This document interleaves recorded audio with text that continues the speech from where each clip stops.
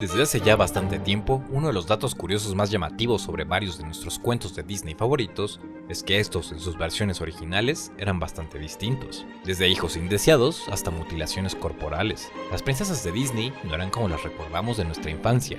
Sin embargo, ¿por qué ocurre esto? ¿Y acaso existen otras caricaturas cuyos relatos vengan de versiones más antiguas y más extrañas? Oli, yo soy Jodihar. Aquí hablaremos de las versiones originales de esas historias de Disney de las que ya muchos hablaron, pero también de otras caricaturas que salieron del imaginario popular y llegaron a nosotros transformadas en otra cosa. Espero que disfruten este video.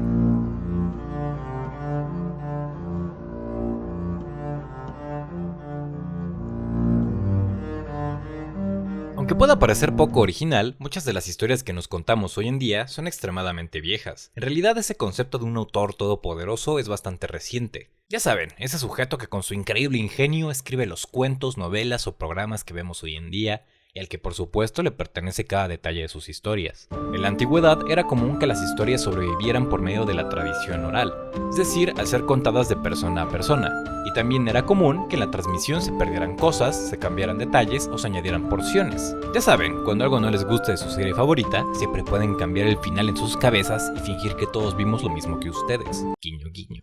Esa cosa llamada originalidad es bastante discutible. Desde hace mucho tiempo, las historias se han reinterpretado según la moral o las intenciones de la cultura que las adopta, habiendo en circulación múltiples versiones de un mismo cuento en distintos países o regiones.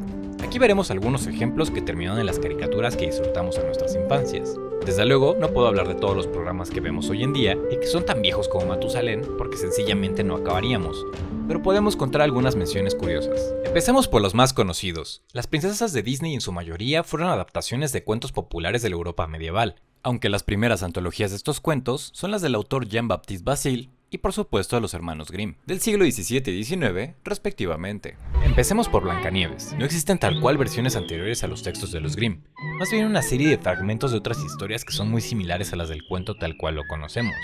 Quizá la diferencia más notoria a la versión de Disney es que en el texto del siglo XVIII, Blancanieves no se despierta por el beso del príncipe, sino que uno de los enanos se tropieza camino al palacio y esto hace que la princesa escupa el pedazo de manzana envenenado que tenía en la garganta. Otro detalle de pureza es que como castigo, su madrastra es forzada a usar unos zapatos de hierro al rojo vivo y bailar con ellos hasta morir. Ahora bien, La Bella Durmiente tiene varias adaptaciones a lo largo del tiempo, y su primera aparición escrita está en el cuento Sol, Luna y Thalía de Jean-Baptiste Bazille, aunque se pueden encontrar referencias a esta historia muchos años antes, en el texto Perséforest de 1340, durante la Edad Media. El texto de Jean Bazille relata la historia de una princesa niña que se pincha con una espina de lino y se queda dormida. Aquí tampoco existe el beso del verdadero amor. Un rey de dominios cercanos abusa de la princesa inconsciente y 9 meses después esta da a luz. Son sus hijos los que al tratar de amamantarse sacan la espina de lino del dedo de la madre. Al final, la princesa se casa con el rey y el rey quema a su antigua esposa, la cual no podía tener hijos y en la historia es malvada. El cuento es bastante distinto a la versión de Disney, y además es bastante escandaloso para la moral actual.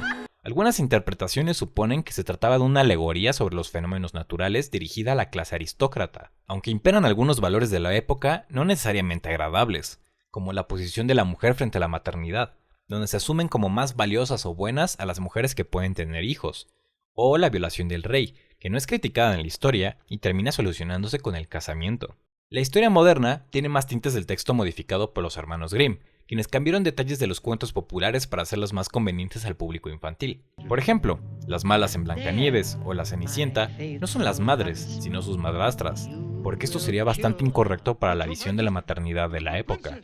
¡Silence! Aunque muchos de los temas de estos cuentos siguen siendo criticables en la actualidad y tiene sentido que no aparezcan en las versiones modernas. Ahora hablemos de la Cenicienta.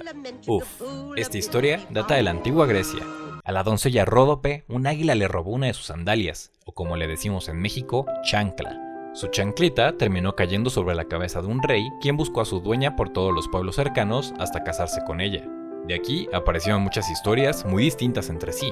En la versión china y vietnamita, la protagonista puede vestirse elegantemente para un evento social donde conocerá al príncipe, porque los huesos de su pez, asesinado previamente por su malvada madrastra, eran mágicos. Incluso hay múltiples versiones del relato en las 1001 noches.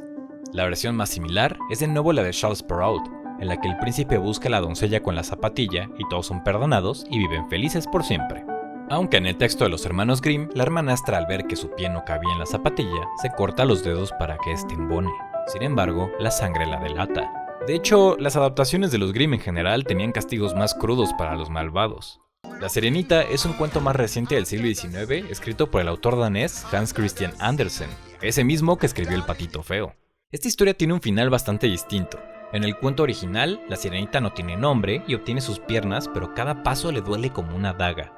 Cuando el príncipe finalmente se case con otra mujer, ella morirá por su corazón roto y se convertirá en espuma del mar.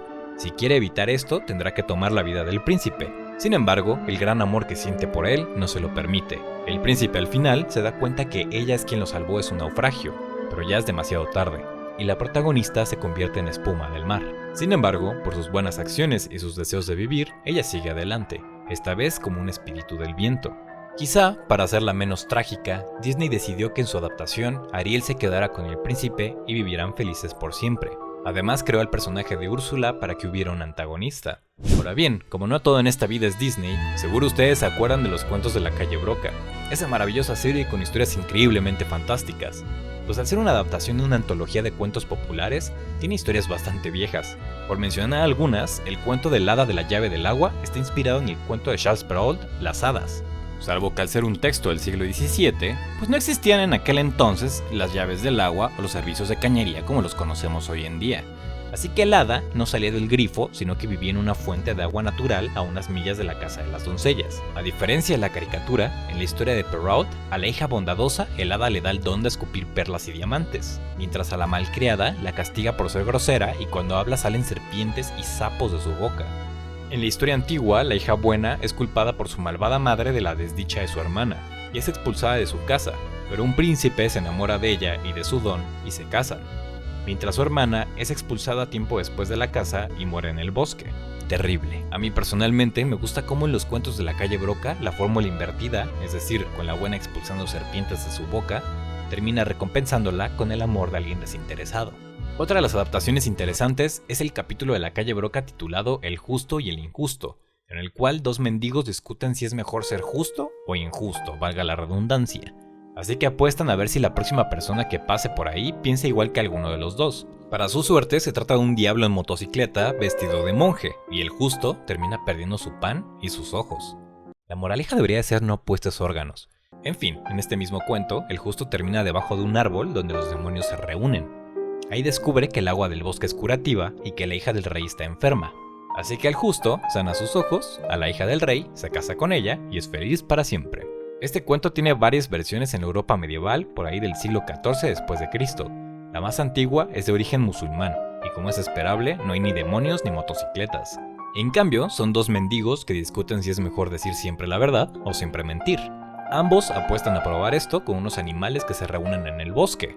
Primero el mentiroso le dice a un simio que es la criatura más bella que ha visto, y este a cambio le da una fruta, mientras el de la verdad le dice al chango que es horrible, tonto y huele feo. Así que el simio lo golpea y le quita los ojos. La moraleja del cuento musulmán es que no te pases de... no siempre es conveniente decir la verdad. El tema del agua curativa y la princesa enferma fue agregado posteriormente cuando el cuento cayó en manos de la cultura cristiana, a la cual le era más pertinente valorar la importancia de la honestidad. Hasta aquí ya vimos algunos cuentos que se transformaron por la cultura hasta llegar a nuestros tiempos. Sin embargo, me gustaría para cerrar este video que retomemos algunos temas que son bastante viejos y siguen presentes en la forma en la que construimos nuestras nuevas historias. Star Wars y Hora de Aventura tienen algo en común. Es que ambos retoman tópicos que fueron muy explotados durante la Edad Media. Por ejemplo, era común que en las novelas de caballería se contara la historia de un muchacho con una marca de nacimiento que desconoce su linaje, y el cual, a través de un viaje, se reconoce como el hijo de un noble y se convierte en un héroe.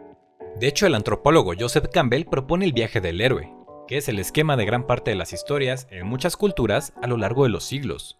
Hora de Aventura está rodeado de la historia de Finn, que se convierte en un modelo de caballero, aprendiendo a besar princesas y encontrando espadas legendarias al modo de Excalibur.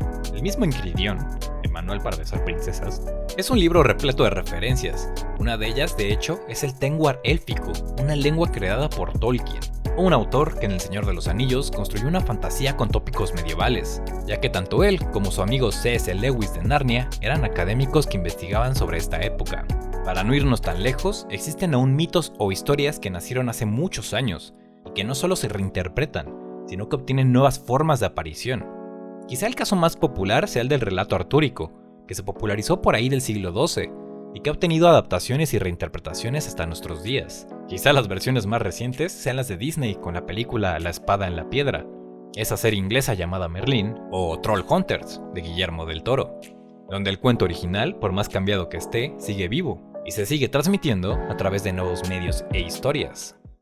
De hecho, uno de los ejemplos más queridos de adaptación cultural es Shrek, donde no hay la más mínima intención o respeto por recuperar lo que Disney adaptó, sino deformarlo aún más y convertir a las princesas y cuentos de hadas en personajes aún más modernos, en parodias de lo que fueron en el pasado, donde todas esas expectativas se quiebran y se empiezan a parecer más a nosotros mismos, viviendo feos por siempre.